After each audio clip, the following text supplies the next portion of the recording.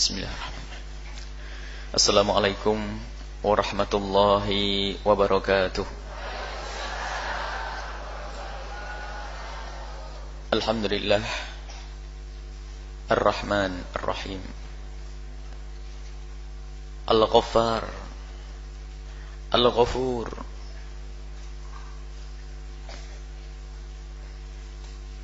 Qabilit Tawb Ghafiril Dhunub Mufarrijil Kurub Huwa Qadil Hajat.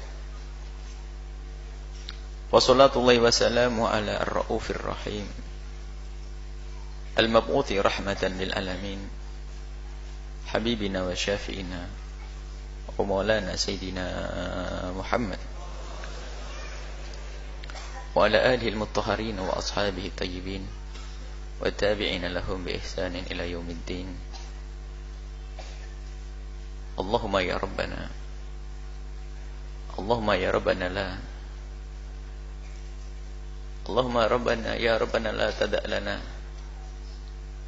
fi hadzal yaumil mubaraki dhanban illa ghafartah wala aiban illa satartah wala maridan illa syafaitah wala ghaiban illa radattah wala faqiran illa aghnitah wala jahilan illa 'allamtah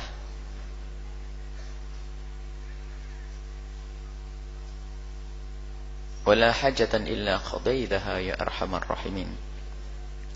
Allahumma ya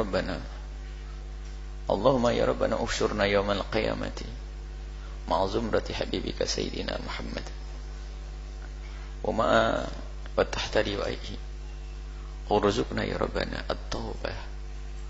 at-taubah qabla al-maut wa syahadata 'inda al-maut wal jannata ba'da al-maut. Amma ba'du.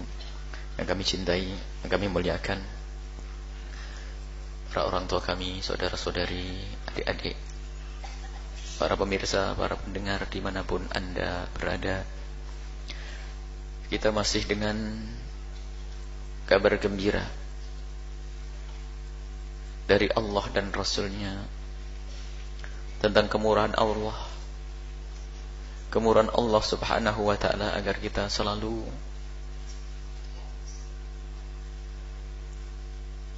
menjadikan Allah tumpuan harapan kita, sehingga kita selalu berharap besar dan berprasangka baik kepada Allah subhanahu wa ta'ala, sehingga tidak ada orang yang mendengar pengajian ini jika mereka adalah ahli maksiat, kecuali di esok hari akan berusaha untuk meninggalkan kemaksiatan, dan tidak ada ahli taat kecuali akan meningkatkan ketaatannya, karena mereka tahu masa depan yang saat ini akan kita hadirkan bersama Imam An-Nawawi rahimahullah ta'ala, yaitu dengan ar-raja, harapan. Harapan itu adalah sesuatu yang ada di depan, sesuatu yang baik. Kalau yang lalu adalah kenangan, dan sesuatu yang terjadi saat ini adalah dzauq, sesuatu yang kita rasakan, akan tapi harapan adalah masa nanti. Dan kita semua harus punya masa depan. Dan hamba yang beriman kepada Allah yakin bahwasanya di sana ada hari akhir. Dan di sana ada kubur. Ada alam barzah, dan di sana ada padang mahsyar, dan di sana ada neraka, dan ada surga. Ada juga model manusia nanti, yaitu manusia yang diberi oleh Allah segala kenikmatan. Dan ada manusia yang disiksa oleh Allah subhanahu wa ta'ala. Dan ini harus kita fahami dan kita yakini. Dan kalau keyakinan kita itu benar, orang berakal sehat, tentu tidak ada yang berharap sengsara, baik di dunia ataupun di akhirat. Semuanya akan berharap. Dan kalau berharap, harapan itu benar, tentu seseorang itu, dia katakan, Ibn Atha'illah As-Sani mengisyaratkan dalam satu hikmahnya, kalau orang berharap tentu akan mengikuti harapannya dengan amal. Kalau orang berharap tanpa amal, dia tidak berharap, berhayal namanya. Maka di sini apa? Imam An-Nawawi rahimahullah ta'ala menyusun hadis-hadis tentang harap setelah hadis tentang takut. Rasa takut kepada Allah harus kita bangun agar kita tidak mudah melanggar Allah. Dan kita selalu bahwasanya ada hukuman Allah. yang maha kuasa, yang jika berkehendak tidak ada yang bisa menghalangi. Tapi sekaligus kita juga harus tahu bahwa Allah maha pengampun, agar seorang hamba tidak terjerumus di dalam keputusasaan, merasa dirinya adalah seorang hamba yang lemah penuh kemaksiatan, kemudian setelah itu putus asa, sengsaralah dia. Maka dibangkitkan kembali oleh Imam An-Nawawi dengan berharap. Hadis tentang harapan kita baca dulu bil barakah. Hadis tentang harap diriwayatkan dari Sayyidina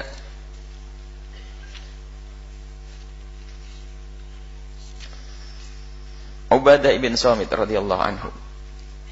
Diriwayatkan dari Sayyidina Ubadah ibn Samit radhiyallahu anhu, beliau berkata, qala Rasulullah sallallahu alaihi wasallam, Rasulullah sallallahu alaihi wasallam bersabda, man syahida, barang siapa yang bersaksi, meyakini dengan hatinya, bukan sekedar mengucap dengan lidahnya, an la ilaha illallah, sesungguhnya tidak ada Tuhan selain Allah, wahdahu, yang maha tunggal, la syarika lahu, tidak ada sekutu. Tidak ada sekutu bagi Allah, artinya tidak ada Tuhan lain selain Allah. Tidak ada Tuhan tandingan. Tidak ada yang berkuasa selain Allah. Maka wa anna Muhammadan, dan meyakini Nabi Muhammad adalah abduhu, hamba satu sisi, wa rasuluhu, utusan Allah satu sisi, keyakinan. Karena nanti ada hamba yang terjerumus di saat menjadikan nabinya seperti Tuhan. Maka penekanan abduhu, Nabi Muhammad adalah hamba Allah. Akan tapi beliau adalah juga utusan Allah Subhanahu wa taala. Wa anna Isa, ini ada isyarat bahwasanya ada orang terjerumus dengan nabinya. Wa anna Isa, dan sesungguhnya Sayyidina Isa alaihi salam adalah Abdullahi, hamba Allah, Rasuluhu, dan utusan Allah Subhanahu wa taala. Wa kalimatuhu, jadi Sayyidina Isa adalah kalimat Allah.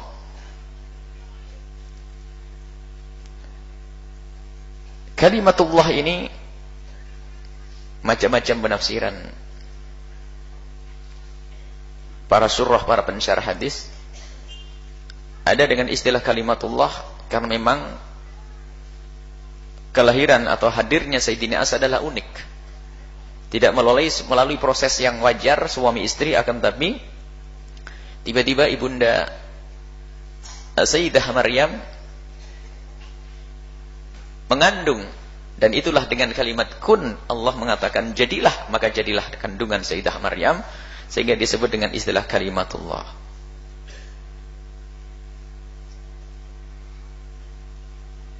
Kemudian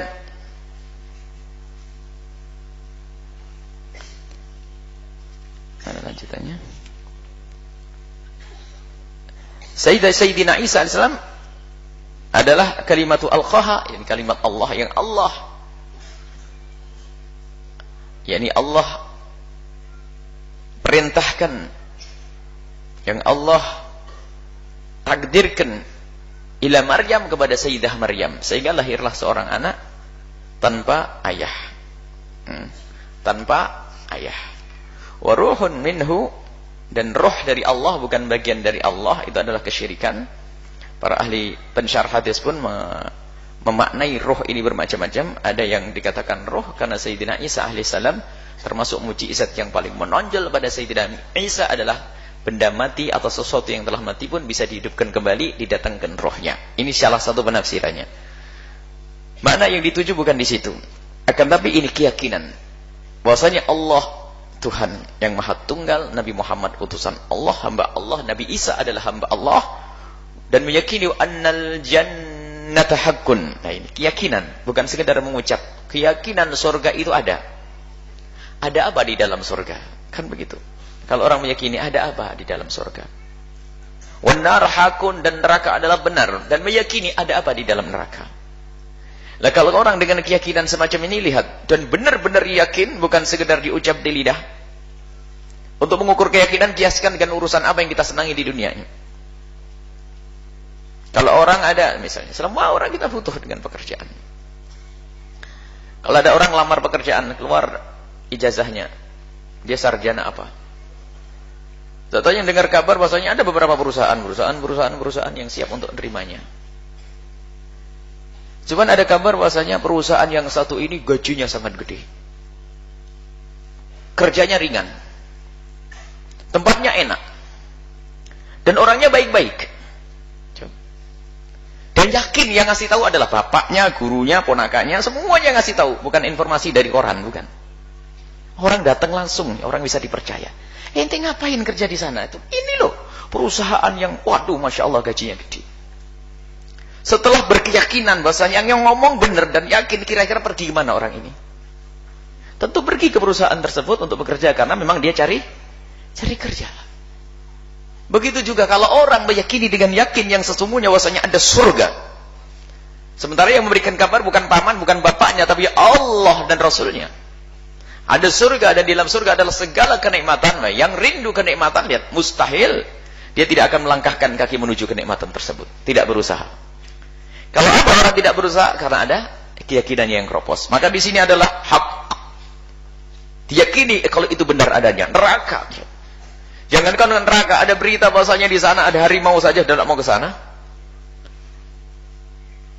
Mendengar berita bahwasanya kemarin ada preman bunuh orang, sudah ada ngaji gitu saja. Hah? Karena takut ya. Kalau sesuatu yang menakutkan, gimana ini hukuman Allah, siksa di dalam neraka, kau masih melangkah ke sana? Mustahil, karena kurang yakin di situ. Maka di sini adalah syahid, bersaksi dengan penuh keyakinan bahasanya ada neraka yang sesungguhnya, yang di dalamnya ada siksa dan segala macam hukuman Allah, dan ada surga yang di situ ada segala kenikmatan dari Allah. Kalau orang punya keyakinan yang semacam ini, lihat, adkhalallahu al-jannata, maka Allah akan masuk surga. Ala ma kana minal amali. Ala ma kana minal amali, masalah amalnya menanti, dia akan masuk surga. Dan ini adalah, maksudnya amalnya kayak apapun dia. Kalau baik akan benar. Kalau dia jelek, lihat, akan masuk surga. Kenapa amal jelek masuk surga? Dia pernah punya amal jelek, tapi kok masih masuk surga? Dia punya amal jelek, ngerti kalau di sana ada hukuman Allah. Kemudian dia tahu bagaimana agar saya lolos ke sana. Istighfar, minta ampun. Coba. Kita harus membuat gambaran di dunia saja, sudahlah. Nanti ada pengambilan duit di sana. Hah? Atau apa? Kita akan melewati satu tempat. Di sana ada kabar gembira tentang hadiah, tentang kawan baik, saudara, anak yang kita cintai ada di sana. Cuman di tengah perjalanan ini ada penyamun, orang yang suka bunuh dan sebagainya. Baik. Yang akan dibunuh siapa? Yang akan disiksa? Orang yang punya, misalnya yang membawa tas di dalamnya ada HP, bawa buku-buku, atau bawa makanan. Lah kalau tahu bahasanya menjadikan saya nanti terjerumus di sini disiksa itu gara-gara ini, kira-kira dibuang atau tidak?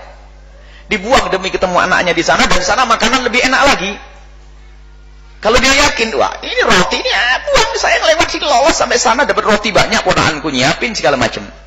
Lah ini loh orang yakin ini di situ ada siksa nanti. Terus gimana? Saya buang ini. Ya begitu. Lah orang meyakini adanya neraka. Maka jelek, saya punya amal jelek, tapi yakin adanya surga dan adanya neraka. Secara otomatis nanti bab selanjutnya. Secara otomatis dia akan menanggalkan ini loh. Biar saya lolos gimana ini siksa nggak enak. Makanya dikatakan dengan amal apapun dia, kalau sudah bersaksi kepada Allah, bahwasanya tidak ada Tuhan selain Allah, Nabi Muhammad utusan Allah, kemudian meyakini surga adalah ada dan neraka adalah ada, siapapun dia, nah siapapun dia, baik atau jelek amalnya akan masuk surga. Kenapa? Dengan keyakinannya, itulah yang akan membuat perubahan dalam dirinya. Yakin loh, yakin. Oh nggak yakin saja aktif loh itu. Nggak yakin mulai jam 7 kerja, padahal bisa saja bosnya lari nggak dibayari loh itu. Yakinannya masih bisa diganggu ya. Ada kerja mulai jam pagi, 1 pagi berangkat, pulang sore setiap hari, kan gajinya akhir bulan. Gajinya akhir bulan, bisa bangkrut nggak perusahaan? Bisa. Pas tanggal 20 lagi capek-capek, bosnya hilang, kabur, perusahaannya ditutup. Mungkin. Bagaimana dengan Allah? Jadi loh, kalau yakin, lihat, pasti dia akan lebih semangat. Nah, makanya dibangun adalah keyakinan dahulu. Harapan. Nah, ini maka dari itu, ada orang yang salah berharap, tapi tidak pernah mengikuti alurannya. Seperti orang yang seperti pakai perahu untuk sampai tujuan, tapi di daratan, nggak ngeliruti di jalur yang semestinya. Nah, saya mau naik kapus, saya mau beli perahu. Kayak orang gila. Orang gila pakai perahu tapi di daratan. Tahu ceritanya orang gila begitu? Orang gila naik perahu di daratan. Katanya, saya akan berlayar untuk sampai tujuan, tidak di tempatnya. Nah, sama seperti orang gila ditanya, gimana agar kamu nanti kalau kamu dalam keadaan panas gimana? Kalau kepanasan. Orang gila, ada beberapa orang gila. Yang pertama, Pak, saya bawa kipas angin. Oh, masih masuk akal ya, berarti sembuh dia. Yang kedua, bagaimana kalau kamu kepanasan? Saya bawa pintu mobil. Kok bisa? Kalau bawa pintu mobil, kalau panas saya turunin kacanya. Sebenarnya gila ini. Jadi nggak mikir ya, dia pikirannya hanya melihat kok secara langsung. Kalau panas kan kaca mobil dibuka ya. Nah, ini orang gila. Jadi orang gila itu adalah tidak menjalankan sesuai prosedur. Nah, kalau orang mengaku iman kepada Allah, yakin adanya neraka dan yakin adanya surga, tentu dia akan mengikuti, meniti jalannya seperti apa. Maka pekerjaan seperti apapun, baik atau jelek, kalau baik mah jelas, kalau jelek dia akan segera menarik diri. Karena apa? Di sana ada surga yang tidak bisa diambil kecuali dengan kebaikan. Di situ ada neraka yang akan diinjak kalau dia berbuat kejahatan. Wa fi riwayatin li Muslim, riwayat dari Imam Muslim radhiyallahu anhu, man syahida an la ilaha illallah wa anna Muhammadar Rasulullah, yang bersaksi bahwasanya tidak ada Tuhan selain Allah dan Nabi Muhammad adalah utusan Allah, haramallahu alaihi nar, kalau dia Allah mengharamkan dirinya ke neraka. Subhanallah. Ini kabar gembira bahwasanya semua dosa ini kalau orang sadar bahwasanya itu ada hukumannya, lalu dia menitikkan air mata. Masalah kalimat istighfar kan istighfarnya lidah, astaghfirullahaladzim. Tapi lihat, permohonan ampun yang sesungguhnya ada penyesalan di dalam hati. Sebesar apapun dosa itu, asalkan bukan menyekutukan pada Allah. Mungkin ada orang ingat dosanya lalu takutnya menyesalan.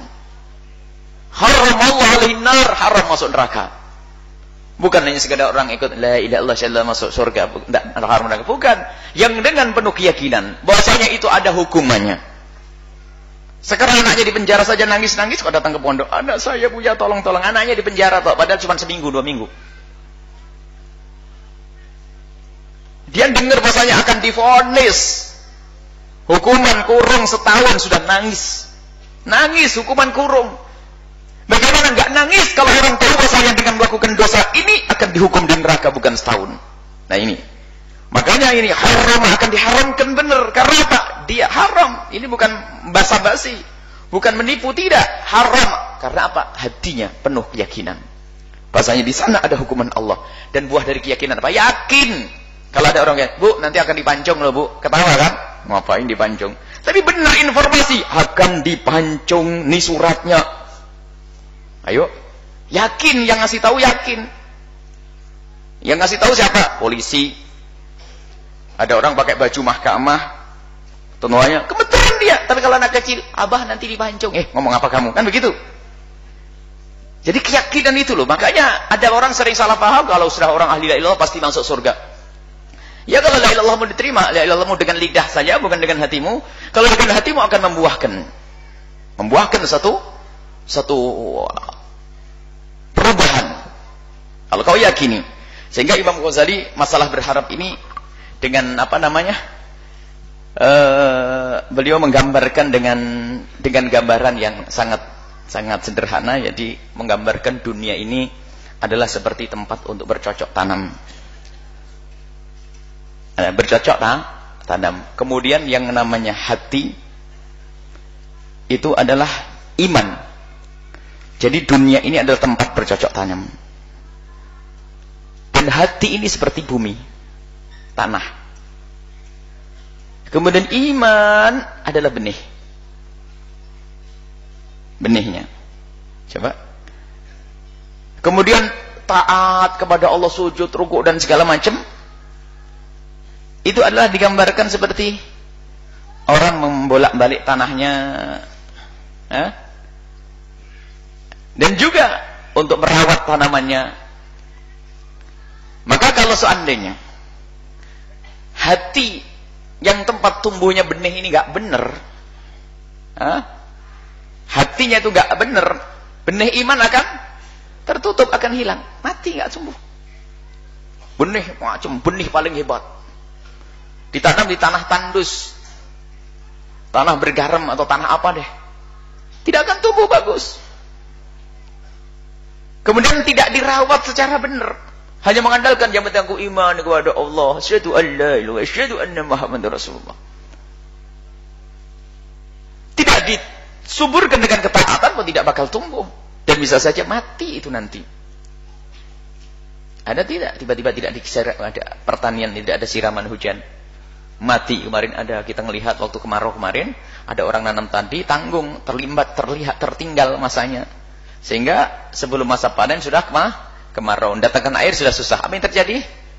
Kering. Biarpun benihnya bagus, yang nanam jago, pakar pertanian, tapi ternyata tidak ada pengairan, tidak disirami dengan ketaatan, maka akan matilah itu benih. Begitu juga yang namanya keimanan. Dan ini apa hubungannya keimanan dulu? Yakin bahwasanya Allah itu adalah ada, bahwasanya Allah punya neraka, punya surga, ada di dalam hati dengan penuh keyakinan. Baru kemudian Allah kita sirami dengan ketaatan-ketaatan. Baik, kita lanjutkan hadis berikutnya. Wa an Abi Dzarrin radhiyallahu anhu. Dari Abi Dzar. Qala beliau berkata, qala Nabi sallallahu alaihi wasallam. Yaqulullahu azza wa jalla, Allah berfirman. Hadis qudsi. Man jaa bil hasanati, barang siapa yang datang nanti di hari kiamat dengan satu kebaikan, falahu asyru amthaliha. Allah Maha Kasih. Kabar gembira nih. Kau datang, kalau melakukan satu kebaikan saat ini, maka engkau akan memetik 10. Di mana ada seperti itu? Nanam tanah 1 hektar, panennya seperti 10 hektar. Bahkan tidak sampai itu, au azid, atau lebih lagi dari itu.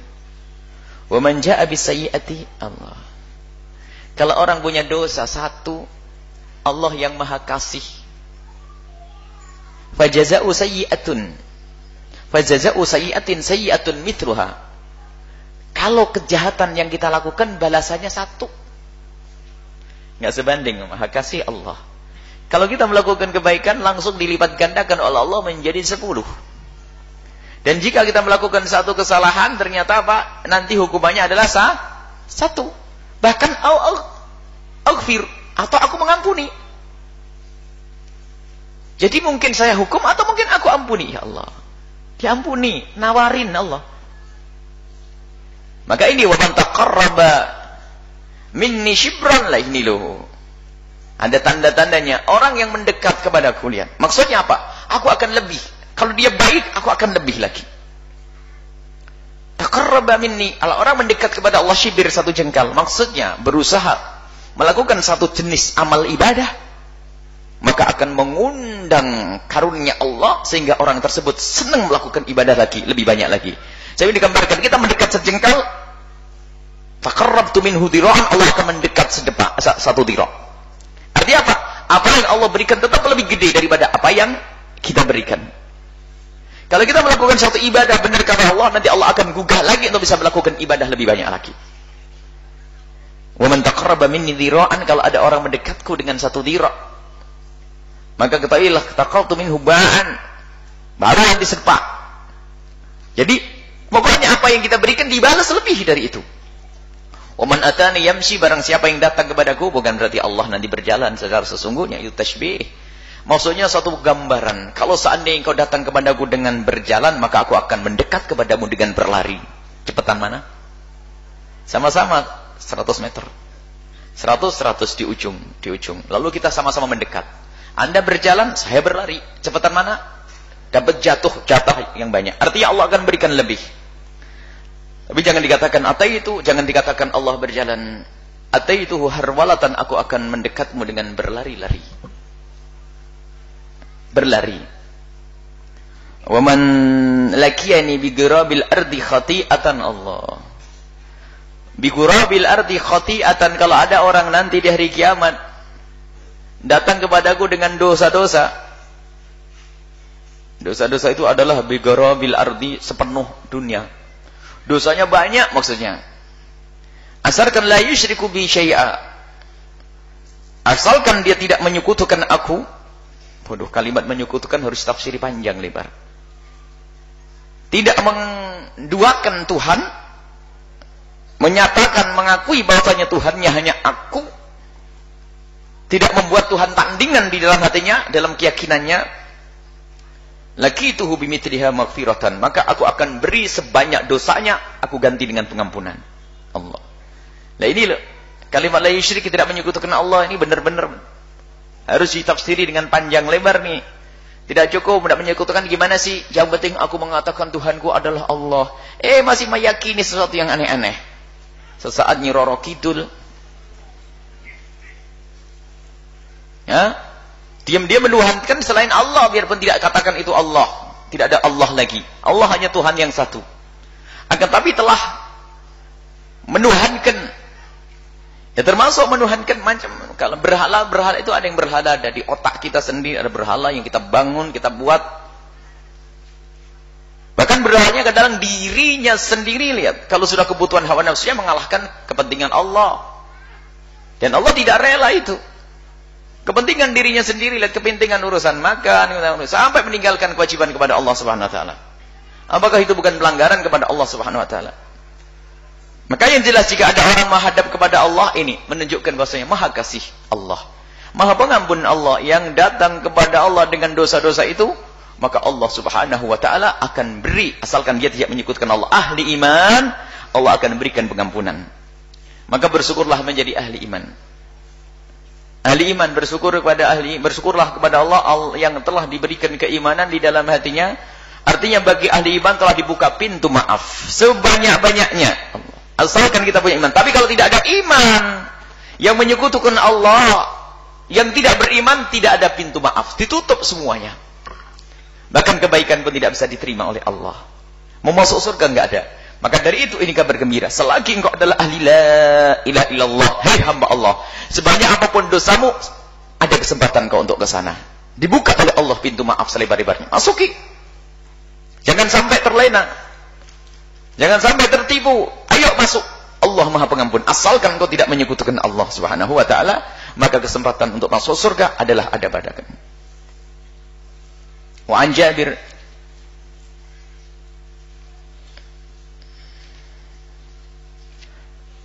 mana hadis ma taqarraba, ini dari Imam Nawawi, ma taqarraba, man taqarraba, barang siapa yang mendekat kepada taati dengan kebaikan. Kalau orang mendekat kepada Allah, caranya adalah dengan apa? Bukan dekat Allah di mana, terus dicari lalu mendekat, bukan begitu. Allah tidak butuh kepada tempat. Akan tapi melakukan ketaatan adalah mendekatkan diri kepada Allah. Taqarrabtu ilaihi bi rahmati, maksudnya aku akan mendekat kepada hambaku dengan rahmat dan karuniaku. In zada zidtu, kalau dia nambah, tambah lagi. Fa in atani yamshi, kalau dia datang kepadaku berjalan, ay asra fi taati. Maksudnya barang siapa yang bergegas untuk melakukan ketaatan, aku akan segera memberikan karunia kepadanya. Sebab itu aku siramkan, curahkan alaihi kepada hamba tersebut ar-rahmat ar-rahmat. Wa sabaqtuhu biha, dan aku akan mendahuluinya. Allah akan memberikan lebih. Allah memberikan lebih, imbalannya pasti lebih. Wa lam ukhwijhu ila al-masyi al-katsir, sehingga sampai dia enggak perlu, kalau sudah sungguh-sungguh dia mendekat kepada Allah, enggak perlu dia perlu jalan panjang, ternyata Allah yang menyampaikannya.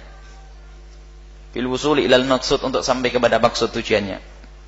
Qurabul ardi bidammil kafi yuqalu bi kasri ghirabil ardi, qurabul ardi wa dhammu as-sah, dengan kalimat gurab dengan mendomahkan qafnya adalah lebih benar, wa asyar lebih masyhur, wa ma'nahu, maknanya ma yuqaribu mil'aha, yang sepadan dengan penuh isinya dunia. Maksudnya dosa sebesar isi dunia itulah, bumi itulah. Kalau ada orang membawa dosa sebanyak apapun, asalkan dia orang yang tidak menyekutukan Allah, subhanallah, dia akan diampuni oleh Allah Subhanahu wa taala. Wallahu a'lam bishawab. Ini adalah hadis yang kedua.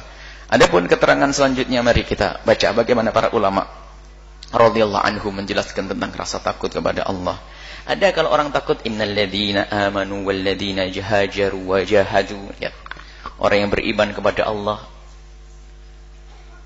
kemudian dia berjihad, kemudian hijrah di jalan Allah. Nah, itulah ulaika, mereka itulah yang yarjuna rahmatullah, orang yang berharap.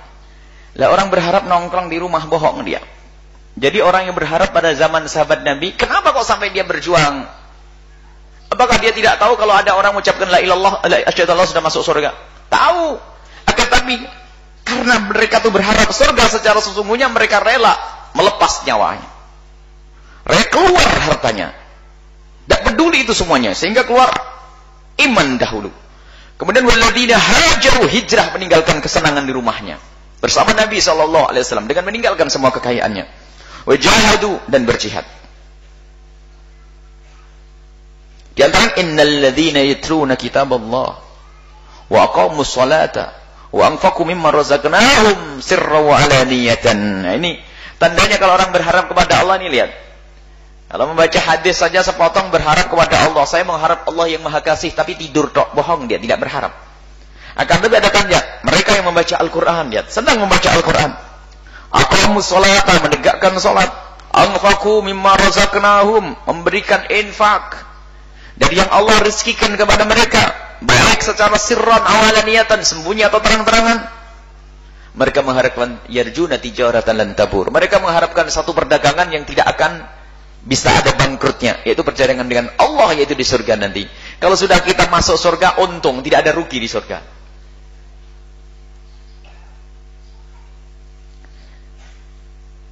Dalam surat Al-Kahfi yang kita baca setiap Jumat, apa? Faman kana yarju liqa'a rabbih, barang siapa yang mengharapkan ingin ketemu Allah di surga, maksudnya melihat Allah di surga, fal ya'mal 'amalan shalihan. Nah, ini tandanya adalah amal soleh. Waduh, insyaallah ahli iman ya kita ini, yang penting la ilaha illallah, salat yang penting kan la ilaha illallah tasyhadallah. Enggak. Fal ya'mal 'amalan shalihan, harusnya amal soleh. Wal yusyrik bi ibadati rabbih ahada, tidak akan menyekutukan Allah.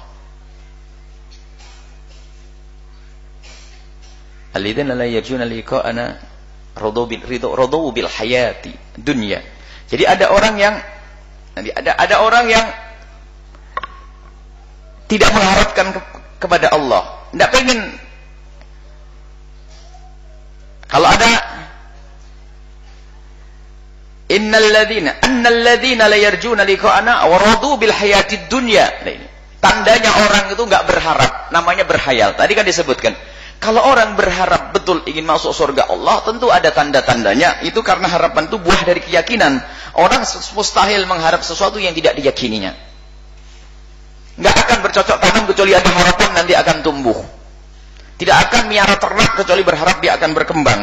Kalau ada orang mau berdagang padahal dikasih tahu pasti bangkrut, nggak bakal. Atau dikasih tahu malaikat Jibril, kamu nanti bangkrut, nggak jadi dia pasti. Tapi karena berharap, lihat. Maka berharap melakukan kebaikan-kebaikan. Tapi annalladzina yarjuna liqa'ana, yang tidak berharap kepada Allah, enggak mengharap surga Allah, radu bil hayatid dunya. Khalas. Urusan dunia tok yang dipikirin saja. Wa tama'annu biha, tenang di dunia. Wa tama'annu biha, di dunia sudah tenang, ya. Enggak mikir salat, enggak mikir ini. Nah, inilah yang tidak mengharap Allah tandanya.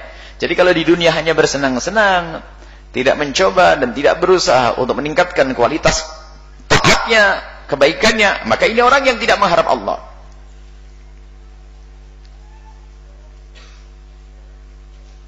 Nah, ini diantaranya yang Allah sebutkan di dalam Al-Quran. Kemudian ada sebenarnya tanda-tanda ya, bahwasanya kalau orang itu faedah, kalau orang punya keyakinan atau berharap secara sesungguhnya, tentu itu akan menambahkan ketaatannya ya. Kalau orang tambah ketaatannya, yang tidak tambah ketaatannya, sebetulnya dia tidak punya harapan. Kayak tadi disebutkan, yang tidak berharap kepada Allah, maka dia akan selalu bersenang-senang urusan dunia. Kemudian orang yang punya harapan yang sesungguhnya kepada Allah, di antaranya faedahnya adalah dia akan mengikuti Nabi Muhammad sallallahu alaihi wasallam. Laqad kana lakum fi Rasulillahi uswatun hasanatun. Ada pada Nabi Muhammad adalah suri teladan yang baik. Bagi siapa? Liman kana yarjullaha wal yawmal akhir. Kalau orang mengharap ketentraman di hari akhir, ingin mendapatkan kemuliaan di hadapan Allah, lihat tandanya adalah orang itu akan mengikuti Nabi sallallahu alaihi wasallam. Dan jangan lupa sebentar lagi kita masuk bulan Maulid ya. Kita tingkatkan pengenalan kita, perkenalan kita kepada Nabi sallallahu alaihi wasallam agar semakin kenal dan semakin cinta dengan memperbanyak membaca sholawat kepada Rasulullah, membaca sejarah Nabi sallallahu alaihi wasallam. Dan kalau sudah kita banyak mengikuti Nabi, kenal Nabi kemudian mengikuti Nabi, maka itu tanda bahasanya kita termasuk orang yang berharap kepada Allah. Laqad kana lakum fi Rasulillahi uswatun hasanatun liman kana yarjullaha wal yawmal akhir wa dzakarallaha katsira. Kemudian yang lainnya adalah kalau orang memang ada harapan kepada Allah, mudah baginya untuk tobat. Mudah untuk tobat. Kalau berharap, mudah untuk tobat. Subhanallah. Kalau orang berharap akan mudah untuk tobat. Bukan kepada Allah saja, kepada manusia. Kalau kita suatu ketika melakukan suatu kesalahan kepada bapak kita, sementara saat ini kita butuh, atau kepada sahabat yang dia punya modal, sementara saat ini kita terjepit, ibu sakit, anak sakit, semuanya sakit, saya butuh uang, dan tidak ada jalan kecuali melalui sahabat kita, dan kita pernah melakukan kesalahan, kita pasti bergegas apa? Minta maaf, mohon maaf, dan terusnya. Kalau belum minta maaf lalu pinjam duit, kurang ajar.